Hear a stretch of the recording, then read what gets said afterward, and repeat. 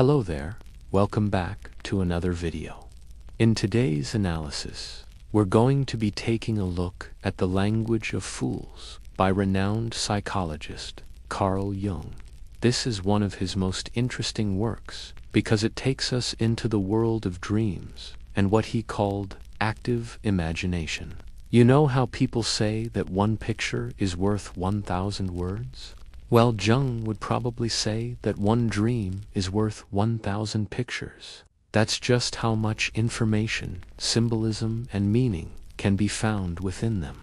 And Jung was a master at interpreting the hidden messages that our subconscious mind sends us through our dreams. So let's dive in and see what secrets he uncovered about this fascinating topic. Now, before we start, if you aren't already subscribed, please consider hitting that subscribe button. It really helps my channel grow and reach more people with these timeless psychological teachings. Also, if you enjoy these videos, then please hit that like button. It tells me that you find these videos valuable and that I should keep making them.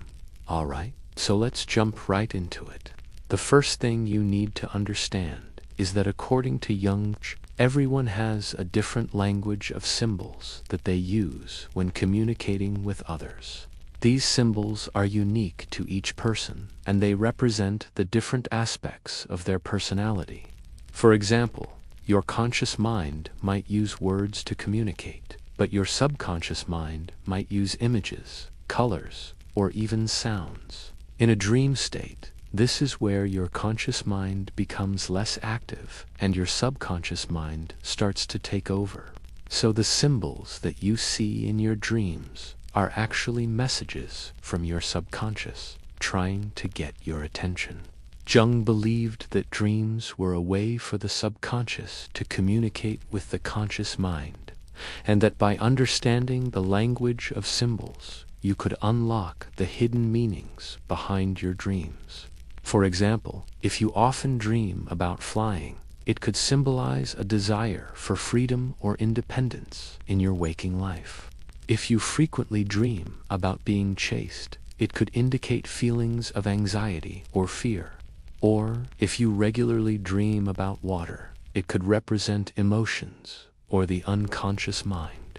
So, it's all about learning to pay attention to the symbols that appear in your dreams and considering what they might be trying to tell you. But you might be wondering, how do you actually figure out the meaning of these symbols? Well, Jung had some thoughts on that too. He believed that the first step to understanding your own language of symbols is to keep a dream journal. By recording your dreams as soon as you wake up, you'll be able to remember them more clearly and start to notice any recurring patterns or symbols. Jung also suggested using active imagination to explore the symbolism in your dreams. This involves setting aside time each day to daydream and let your mind wander freely. As you do this, pay attention to any images, ideas, or emotions that come up and try to understand their deeper meaning. So, for example, let's say you keep dreaming about being chased by a big, scary dog. You might think that it means something negative, like you're afraid of something in your waking life. But instead of just brushing off the dream as a scary nightmare, Jung would encourage you to explore it further. He might ask you questions like, what does the dog symbolize to you? How do you feel when you're being chased? And what does it mean to be caught or to escape? By exploring these questions, you might realize that the dog actually represents a part of yourself that you've been suppressing, like a wild and instinctual nature that you've kept hidden. Being chased could symbolize your fear of facing this part of yourself, but it could also suggest an excitement and anticipation for the journey of self-discovery. But unfortunately, Jung didn't stop there. He realized that sometimes our dreams can be quite cryptic, and the symbols used may not always be obvious. So he developed a system for deciphering the hidden meanings behind these symbols. Jung believed that every symbol could be broken down into 4 main categories: the persona, the shadow, the anima, and the animus. The persona refers to the social mask that we wear in public. The shadow is the darker, more primitive side of our personality. The anima represents feminine qualities in a man, and the animus represents masculine qualities in a woman. So let's go back to that dog example.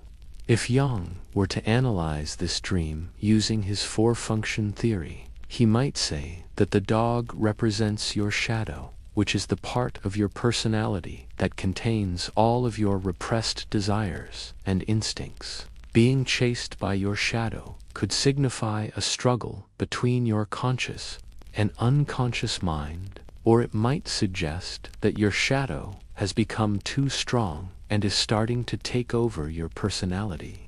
In this case, Jung would advise you to confront your shadow and integrate it into your personality by acknowledging and accepting the parts of yourself that you've been denying.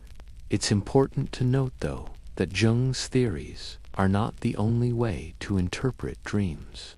There are many other approaches out there, and ultimately, it's up to you to decide what works best for you. Different cultures have different beliefs and practices when it comes to dream interpretation.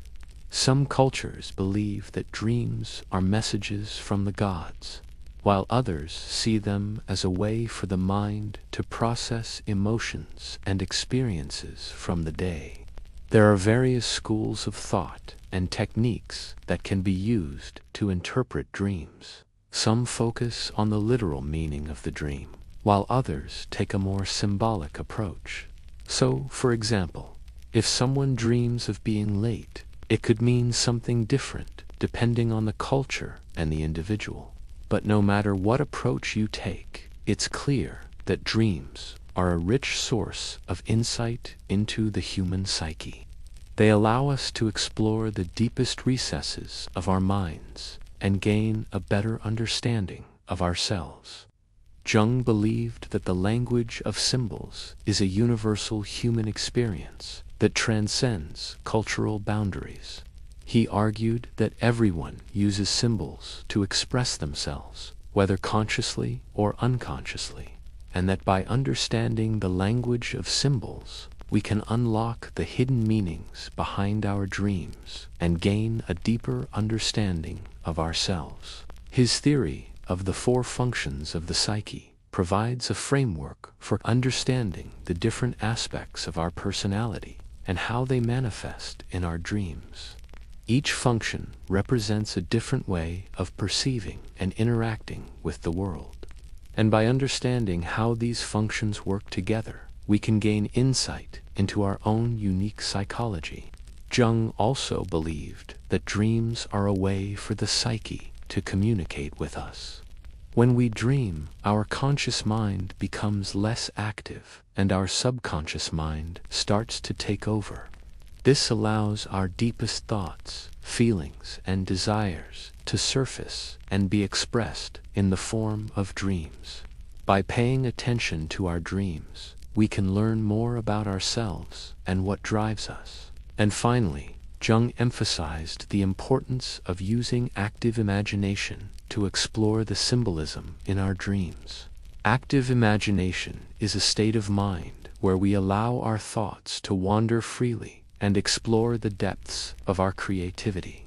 By doing this, we can access the unconscious mind and gain insight into the hidden meanings behind our dreams.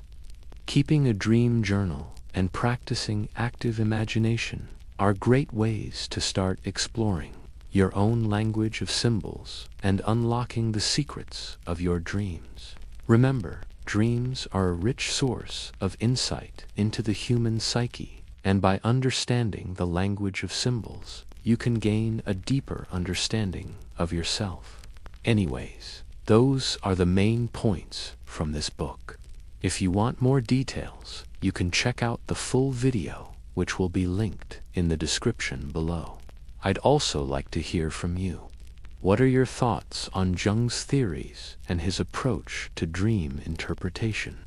Have you ever kept a dream journal or practiced active imagination? Let me know in the comments below. Thank you for watching. If you enjoyed this video, please hit that like button. And if you haven't already, please consider subscribing. I'd love to have you back for more videos in the future. And lastly, here are some other videos that you might enjoy. Make sure to check them out. Anyways, that's all for now. Take care, and I'll see you in the next video.